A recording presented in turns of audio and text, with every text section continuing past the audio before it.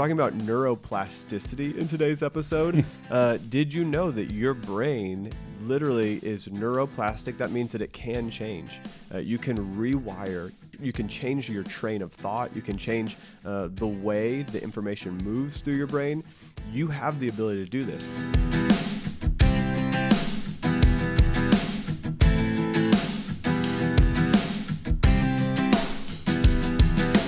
Welcome to Getting Money Right, a show dedicated to helping you achieve financial freedom through education and inspiration, so you can be free to pursue your true life's purpose.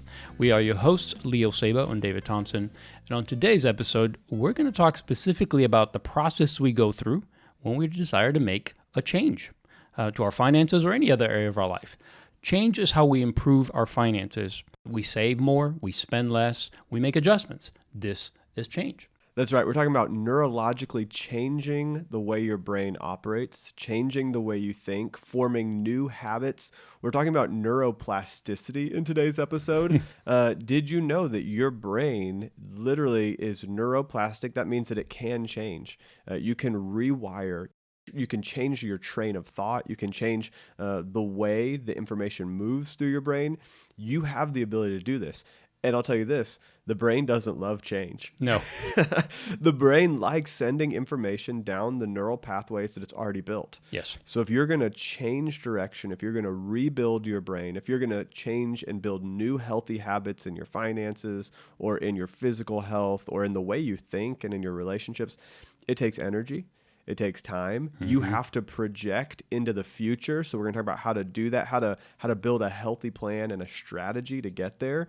We're not thinking along the lines of, in 21 days, I'm going to change. Yeah. We're not even necessarily thinking in 60 days. We're thinking in 100 days or more. Yeah.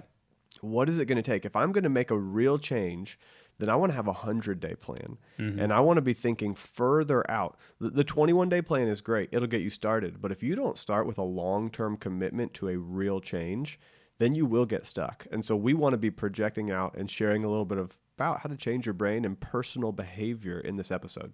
Yeah, what really prompted us to dig into this topic is as you think about all the things that you want to accomplish, the hardest thing for us to do is to actually overcome our own thoughts, our own mindset. Because when we start doing things that are difficult, that are going against what we used to do, the things we used to enjoy spending money on, or the things that we used to eat, when we want to change that, our brain comes in and says, whoa, time out. What are you doing? We used to enjoy this. Now you're taking it away. Yep. You want to get in better shape? You're going to run every day. Your body's going to say, no, that's too much work. No, don't run a mile, run a block, run a few meters. And so your brain is constantly wired literally to save you from pain, to save you from that change, because the brain always interprets change as being uncomfortable and something that you shouldn't do. Your brain doesn't know that what you're trying to do is going to be good for you 100 days from now. What it knows is right now you're experiencing pain and it wants you to stop. Yeah. It wants to save you, to protect you.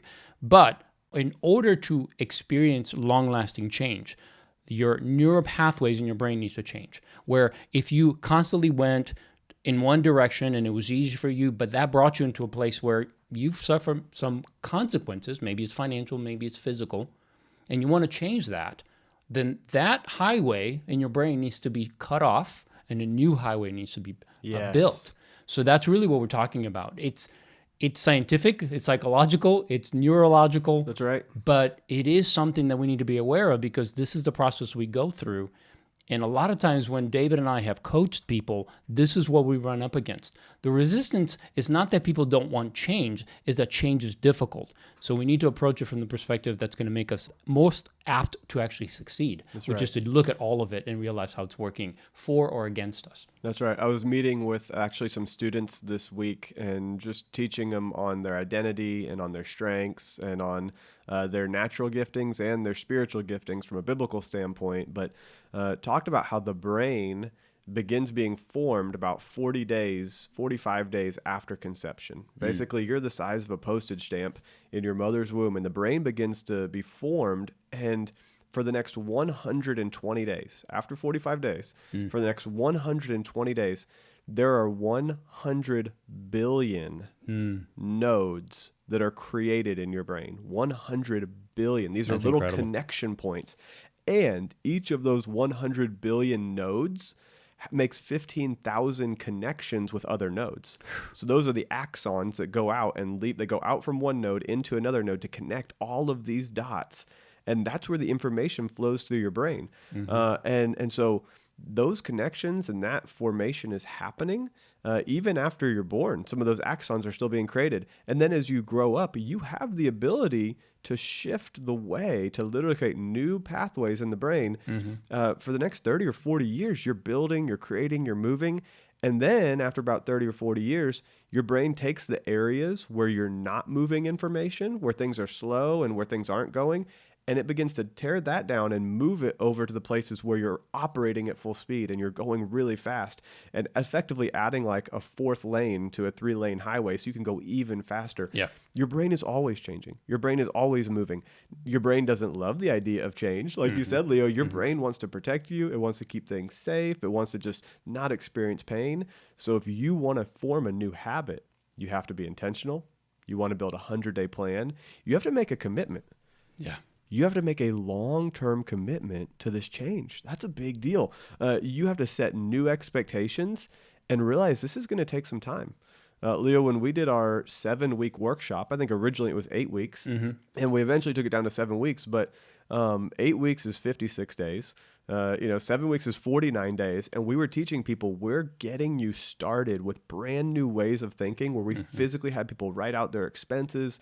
We had them, gain new habits where they're tracking receipts and getting physical receipts, and they're putting them into an envelope and they're writing it down by hand.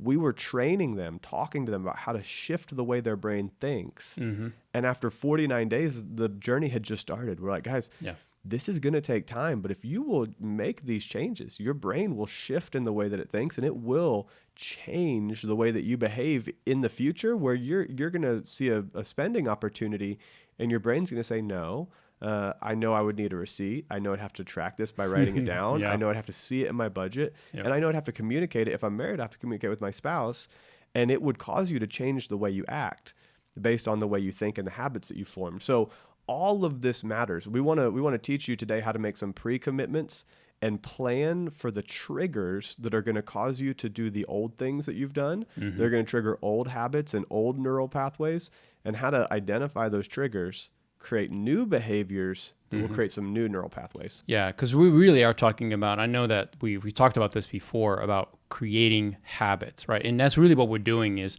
we're forming new pathways of thinking through the habits. But to form a habit, a good habit, you realize that there's 3 things that have to happen. Anytime you're trying to create a new habit, they're formed by 3 things. 1 is a trigger. Number 2 is a behavior. And 3 is that neurological reward. So think of it this way. When you're hungry, that's your trigger. You all of a sudden feel like, oh, okay, it's going on 1 o'clock. I haven't had lunch. I'm hungry. If you have the feeling, that's a trigger. The behavior is you're going to go get something to eat. That's the behavior. And then, of course, the reward is, the dopamine reward is that you get renewed energy, because now your body has been fed and you're like, okay, I don't feel lethargic anymore. I'm no longer hungry. That's the reward. I feel better. I ate. Okay, now I can continue with my day. There are other ways to think of this. David, share a couple more examples of what this trigger behavior neurological reward looks like. Yeah, last night after dinner, maybe about an hour or so after dinner, I could tell that I had bad breath. I had a bad taste in my mouth, and it triggered something inside of me to walk over to the bathroom, grab my toothbrush, my toothpaste, and brush my teeth. The trigger was that I had bad breath. The trigger was that I could taste a bad taste in my mouth. And I went and brushed my teeth, and afterwards, the behavior. Afterwards, I had new confidence. I was like, I'm going to go kiss Ashley because I've got clean breath, and my teeth feel fresh. And I had a dopamine hit to the brain because it just felt good to be walking around with fresh, clean teeth. And so the trigger was a bad breath, the behavior was the brushing, and the new confidence and the dopamine hit on the back end is the reward. We see this all throughout our lives. When I'm feeling tired, I drink coffee, and when I drink coffee, that's the behavior. The trigger is feeling tired. The coffee is the behavior, and then I have again, new confidence because my brain has more energy. And so I can walk into the next meeting excited, ready to go. I actually think a little bit more clearly because that caffeine has rewarded my brain. That's right. So these are triggers, behaviors, and then rewards. Yep. And if you can memorize this simple 3-step process, you can identify your triggers. Mm-hmm. You can look at what new behaviors you want to commit to. Right. And then you can change the rewards and you can change the neural pathways. Yeah, and that's a really key thing here because we all have triggers, right? If you think about spending, your trigger might be you see an advertising. Maybe it's around dinner time and you see advertising for, I don't know, some restaurant for food. And you're like, okay, great. We should go out to eat. The next behavior is, do you go and buy? Right. Maybe it's a book. Right? Yes. Maybe you're online and you see a book and it's like, oh yeah, it looks like an interesting book. I'd love to buy that. Well, you have Amazon one click, right? So the trigger is you see the book, you're like, oh, that sounds amazing. You do the one click purchase and you have immediate reward knowing that that's something you've already purchased. Yes. And so that's number one reward. feel But there's good. an after one. It's when the doorbell rings and the Amazon package shows up. It's like Christmas every day. Yeah. So that's the process that we need to be aware of because whenever we want to make a change in our life, we need to be aware there's a trigger, there's going to be a behavior demand, and then there's going to be a reward. But if we're trying to change a behavior, let's say we want to pay off our debt and we no longer want to take on debt. Well, that's going to require that we are aware when that trigger to spend comes, that we are pre-committed to, no, I'm not going to use my credit card, right? Because I'm paying them down, I'm not adding to them. And then by that, I know that I'm going to have financial freedom. I'm going to be out of debt in 6 months or 8 months or 12 months. That's the reward. Now, when I commit to that and I understand what's going to happen, then I can be ready for it. I know the trigger. I can see it coming. I have a plan in place. I'm sticking to my plan. I'm not going to give in to the bad behavior. I'm going to stick to the new behavior. And I do that until I see the reward. And when I see the reward, when I actually experience the reward, then it gives me this power of saying, I can do this, right? And this could be small rewards and big rewards. And that's where financial well-being comes into place because you're putting all the right things in place. And over time, you'll see the reward, you'll see the benefit, and you'll experience that financial freedom that you're looking for. Yeah, I love that you said, starting this financial trigger with an advertisement because that's often where it starts. It often starts with sales, either somebody trying to sell you something or somebody trying to market something to you, or you see this advertisement. Now, in the example you gave with the book or with an online purchase, the behavior is the one click. Oh, that's easy. I want that. I buy it. The reward is the first dopamine hit of owning something new. The second reward is when the package arrives at your door. You're like, oh my gosh, I get to open it. Maybe you have a third dopamine hit when you're first reading the book. When you buy something, you can get these multiple triggers of rewards, which is why the spending pattern is easy to fall into. Yeah, it's reinforced. It's reinforced. This feels good. I should do this more. Right. And so you said that you started with advertising, and I just want to highlight something that we've talked about even in dealing with marketing and behavioral change in the past. The marketing and the advertising is geared towards making you feel bad today because the worse that they can make you feel about your current life, then the better you feel when you buy their product. And so that increases the dopamine. It increases the reward. The happiness. The happiness. Yep. So a lot of times you'll see marketing that tells you how bad your life is.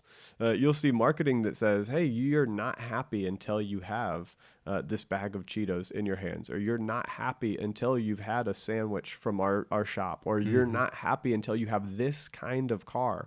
You didn't even know you needed leather seats until you were told that leather seats is what makes it's luxury. It's what makes you important. It's the most comfortable way to drive. Like all of a sudden, like even the contours of the seats, that's marketed to you. Oh, your seats must be terrible because you don't have these brand new like contours that we've invented in the way that you sit in the seat. You've been driving the same car. Heated seats. You've been driving the same car for 10 years and you never thought once about the contours of your seats. Yeah. But now you're like, oh, I hate my seats.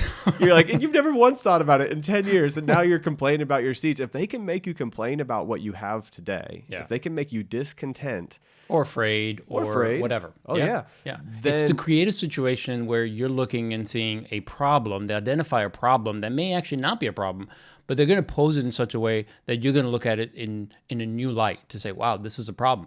But they're also going to provide you a solution. Yes. So they bring up the problem in order to give you the solution. So first they point to the problem, they make you feel bad or sad or fearful, and then they say, but you don't have to feel that way. Here's how to solve that. Mm-hmm.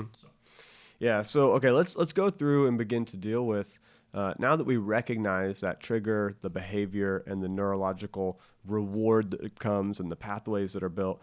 If you're self-aware that that's happening and that advertising is trying to trigger you, that helps you realize maybe I should, subject myself to less advertising. Yep. But that's also very difficult to do, where all of our social media is built around advertising to us and us being even the product so that they can advertise to us. It's very interesting.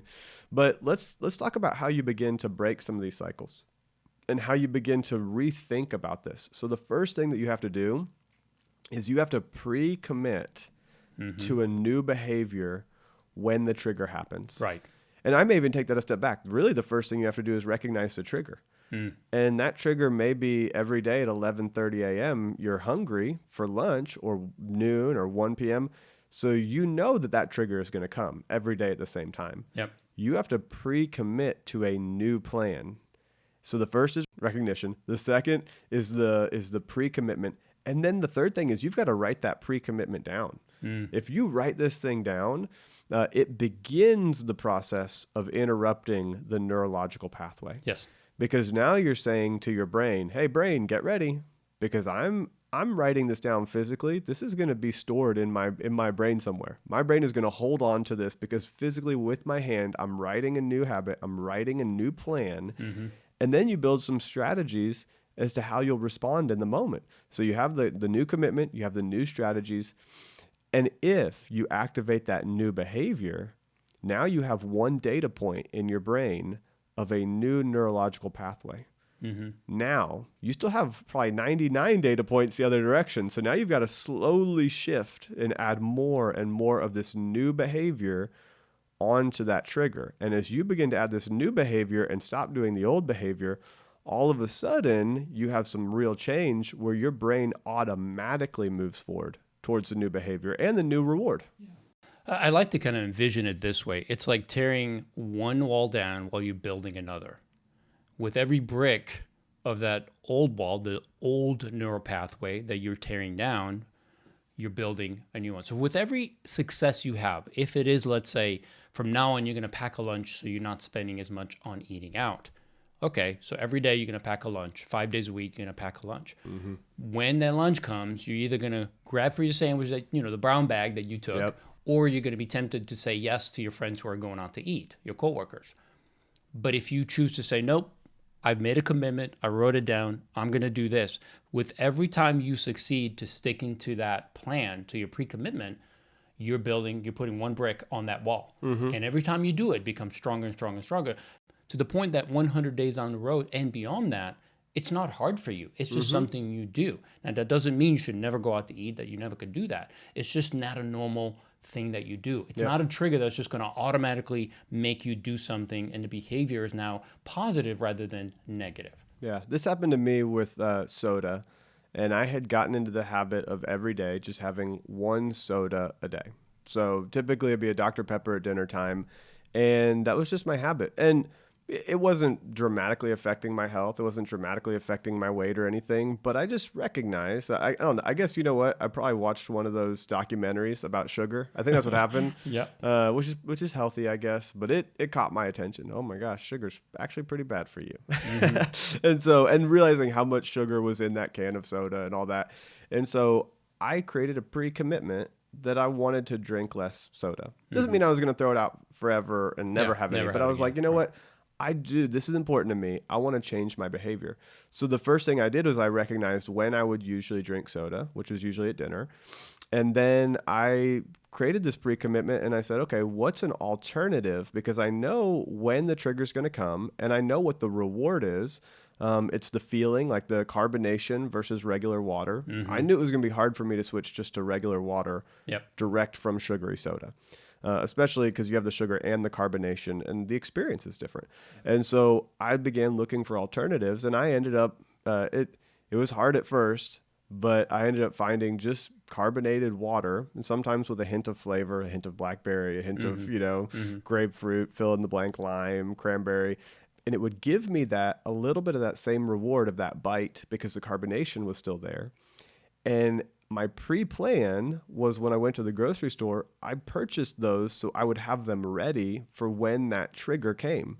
So dinner time comes around, and I created a new ritual, actually. I usually drank the Dr. Pepper directly from the can.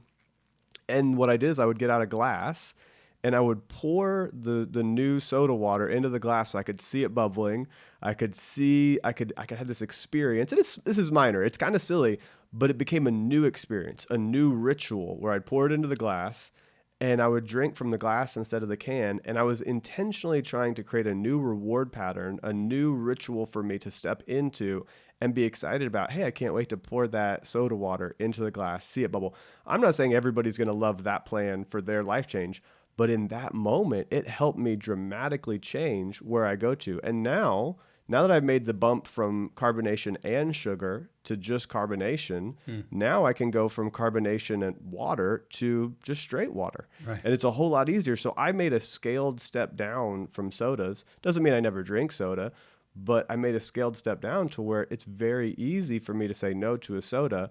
But it took a pre-commitment. It took an intentional purchase at the grocery store. And then it took a new ritual to create a new dopamine hit, a new reward center for my brain. And I just think that's interesting because you can do it with food, you can do it with finances, and it's especially important when we talk about big purchases in our finances. Yeah, and this is why we are so adamant about why a budget, having a financial plan is so important, because part of what we're talking about, the triggers that happen when you have a plan in place, you've actually thought through what you are willing to do, right? You've thought through what you're going to spend, how much you're going to spend. So you have that pre-commitment with every area because you've set aside, hey, we spend this much on vacation, we spend this much on eating out, we spend this much on entertainment, whatever it is that you're spending on, you're making a pre-commitment. And when you're making that commitment, your brain literally remembers the number. Yes. And one of the things that I always tell my clients, record every day for the first 60 to 90 days. It's huge. And it's not because I want them to do something that's, time consuming or difficult. No, just the opposite. What I want is to help them ingrain in their brain those numbers that they're committing to, right? We sat down, we created a budget based on their income, their needs, and their expenses. And because we've done that, there's some areas that are going to be somewhat tight, right? Maybe they were spending $400 on eating out every month. Now they're down to $100. That's a huge adjustment. Going from $400 to $100 is a significant change. The only way that's going to happen is if you're tracking that every day and you're recommitting, right? You've made that commitment when you created the budget. You'll have to recommit every day. Every time you enter that new transaction and it shows you went from 100 to 75, now you only have 75. Next time, 75 to 50. Now you only have 50. It keeps you aware of the commitment you made. It reminds you where you're at so that you don't fall off the wagon, because the old trigger is still there. I want to go out to eat. I don't want to cook. I'd rather go out to eat.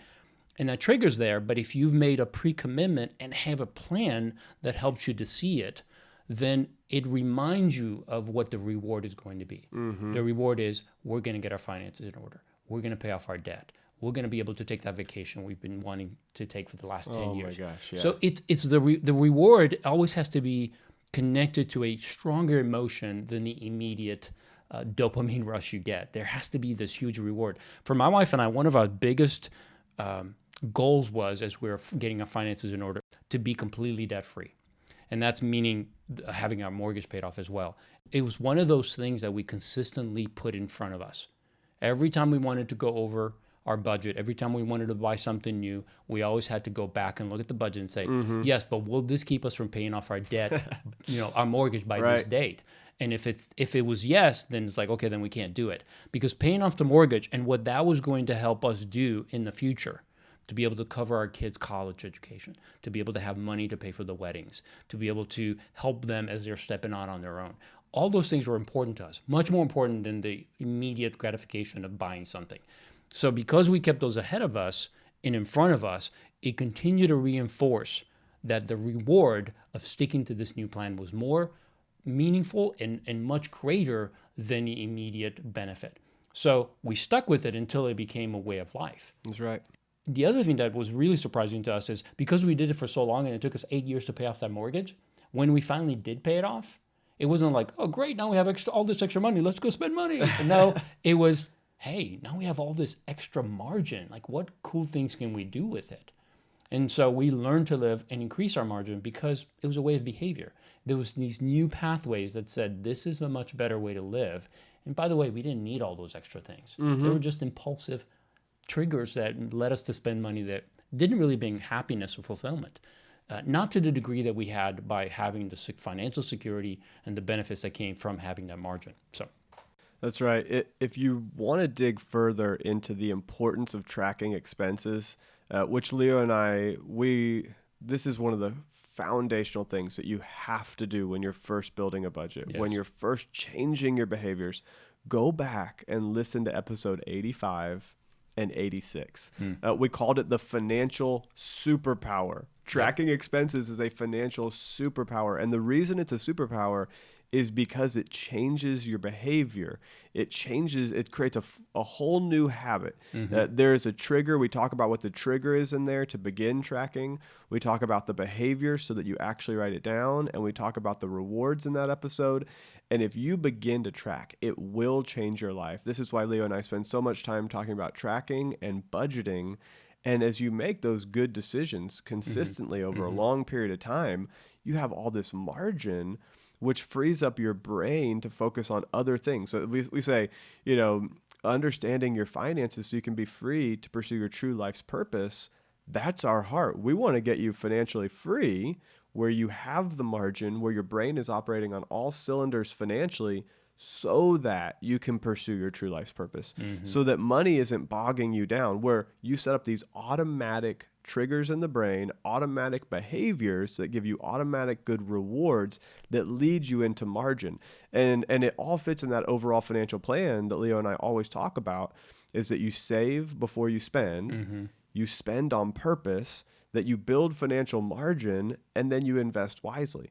And so walking through this 4-step process, if you have the right triggers and behaviors and neurological rewards in place, it is difficult at first.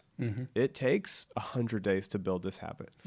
It takes pre-commitments. Sometimes more, but yeah. The beauty of this, and we've talked about this when it comes to budgeting, we always said that it takes 6 to 12 months to become completely comfortable with a financial plan. And the reason that is because you're building a habit and those neural pathways in your brain that are going to help you to manage things completely different. Sometimes to really build a strong habit, something that's going to be a lifelong thing, it could take 200 days. And that's totally okay because it's going to be that 4-lane highway that's always going to reward you, and it's always going to keep you safe. So what we're talking about here is really there's neurological things going on in our brain. But remember that nobody likes change. Your brain is going to fight against it. And I use this example. I was talking to David about this before we hit record, that when I'm on my bike or when I'm working out every morning, I always have a goal. I'm going to do this many reps, or I'm going to do this many minutes or this many miles.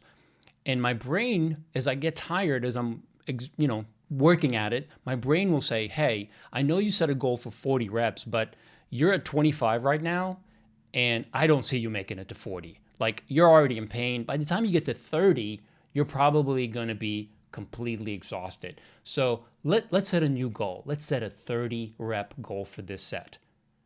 And I have learned, because my goal is to improve, not to stay the same, not to diminish, but actually to increase.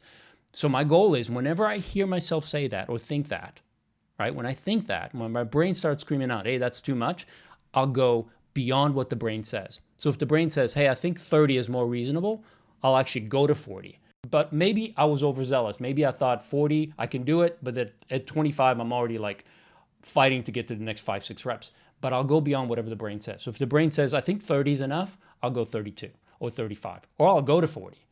Because I know that I'm trying to change, and I know my brain's trying to save me, but I'm not in danger. I'm trying to pursue something. I'm trying to get to a physical health point that I think, so I don't want to waste that workout. And if I give in to whatever the brain says, then I'm just going to stay where I'm at. I'm not going to improve. This is the number one reason why people struggle to actually make a lifelong lasting change in their life, especially when it comes to eating disorders or Oh, yeah. weight, because they listen to the brain and they give in at that point when they should be fighting just a little bit more. Because that progress is going to make you stronger, and it's going to show up. It's going to show up in the mirror. It's going to show up when you're sitting on that scale. And when you're managing money, it's the same way. Yeah. It's when you make that commitment, when you make that goal and you know what the reward is and you keep that in front of you. And it's got to be emotionally, it's got to mean a lot to you. Yeah. So you have to write it down. You have to envision what it's going to be like when you're at that place where you've achieved that goal. And that's going to keep you anchored to not give in to the brain, but actually form those new neural pathways and reach those goals. That's right. This is the difference of being committed to something versus being interested in something. And one of the things that you've got to do if you're going to commit to something, you write it down, you plan ahead, but it's also important to be in community with other people who are chasing that same commitment. Yes. This is why our 7-week workshop was so effective, because when we sit down with people, we would pair them with coaches and we'd pair them with other people going through the exact same process. So they're fighting together, they're learning together, they're moving towards something. And we would say at the beginning of the workshop, we'd say, hey, if you're just interested in this, like come to week 1 and come see what we're going to do. But if you're only interested and this isn't really the season that you want to make a commitment to change, then go find another class. Like not in a rude way. Come back later. Come back later. Come back when you're ready to make the commitment, because we're about to go into a head first into a difficult season of changing behavior in your life. And if you're not really committed, then it'll be a waste of your time. And we called week 1 a test drive because we would let them check out what the class was going to be about. But if they weren't ready to commit, we weren't mad at them. We didn't care. We're like, hey, if it's not your time to commit in your finances, you want to go commit to learning about marriage, go to the marriage class. You want to commit to breaking fear in your life, go to the breaking fear class. Like whatever it is, change classes and go where you're most committed. But if you're just interested in something, then you'll stop when you lose interest. When it gets hard and your brain resists, you'll change and you'll become interested in something else. You're like, I was interested in doing my budget, but now I'm interested in Peloton biking. And then as soon as you buy the bike and you go for like 5 days, you're like, this is hard. I'm now interested in gardening. You'll change like, now I'm interested. You'll run from one hardship to another because you won't want to push through it. Right. So interested is not enough. You have to be committed. And you have to, once you're committed, you're going to do whatever it takes. This is where I love Dave Ramsey's line. He's like, live on rice and beans. Sell so much stuff that the kids think they're next. He's got these great lines of like, you're so committed that you're selling all the stuff in your house and people are kind of thinking you're weird. He even says it's good if you're weird because normal is broke. He's just phenomenal at talking about being really committed to the change process in finances. So you'll actually pick up another job. You'll actually write down your receipts every night. I mean, that's the difference of interest and commitment. So I love it. And you touched on something I think is very important. You need to have support. Realize that early on when you're doing this, it's not easy. And it's just you and your brain, right? It's just you and your brain. Now, if you're a couple, if you have a spouse or significant other, the benefit of having somebody else is that when you make that commitment together, one of you might be weak in a moment, but the other one might be actually strong and saying, nope, we decided we're not going to do this. So that's been the case for my wife and I. Whenever I wanted to fall off the wagon, she'd be like, hey, the budget says no. And then other times I would say, no, honey, the budget says no, sorry. And we kept each other accountable. So that's a huge benefit. So if you don't have a spouse, get a friend, get a financial coach, get somebody to help you, because it might be the difference between you quitting or winning. And it's that important. So definitely get some help in that. I think it'll make a big difference. Awesome. Well, I hope that you've enjoyed this episode and it's been really beneficial for you. Send this to a friend. Every single person that I know is looking to change something in their life. Everybody is looking to grow, to learn, to either change their career, to change their eating habits, to change their finances, to change even just the way they think about things. Just changing the way you think can change your whole life. So send this to a friend. Share the idea of habits, just simply formatting down to triggers, behaviors, and rewards, and what it takes to commit to something new. And I call it automaticity. It's like automatically changing your brain because you put in the work and the time and you've committed and you're with a committed group of friends and you're working together towards something new. So take some time, hit share, put this out on your social media. If it's Facebook, if it's Instagram, it means the world to us when you share the program. And I hope that you will come spend time with Leo. Leo, where can people find you? They can find me at leosabo.com. I have some resources there that I think will help you. If you want to get on a budget, there's also a mini course that you can take. It walks you through the forms. It gives you videos and tutorials that will help you to actually put a budget in place. And it's just one form of doing it. There are many other ways, but what I do is I help you to just learn the basics so that you understand the mechanics of budgeting. And then beyond that, you can gravitate to whatever you want, an app or something else down the road. But I think those are really helpful tools to get you started. It's just a system that really has worked, and I've taught so many people with this system, and I think it will really help you. So again, make the commitment, download the forms, watch the videos, get on a budget. It's going to change your life for the better. Yeah, I love it. If you want to hang out with me, come over to stewardshippastors.com. Check out the resources tab. We've got a bunch of really great articles. One of the articles is just called Why Have a Stewardship Ministry?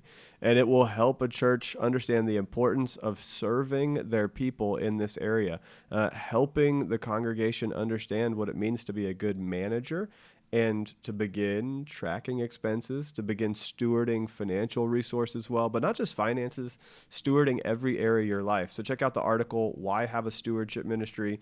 And then check out some of the videos that are available under the Resources Videos tab.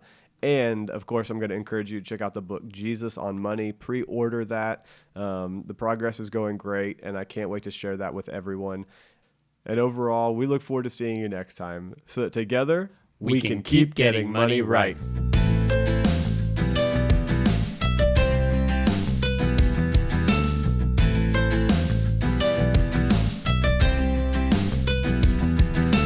What I do is I help you to just learn the basics so that you understand the mechanics of budgeting. And then beyond that, you can gravitate to whatever you want, an app or something else down the road.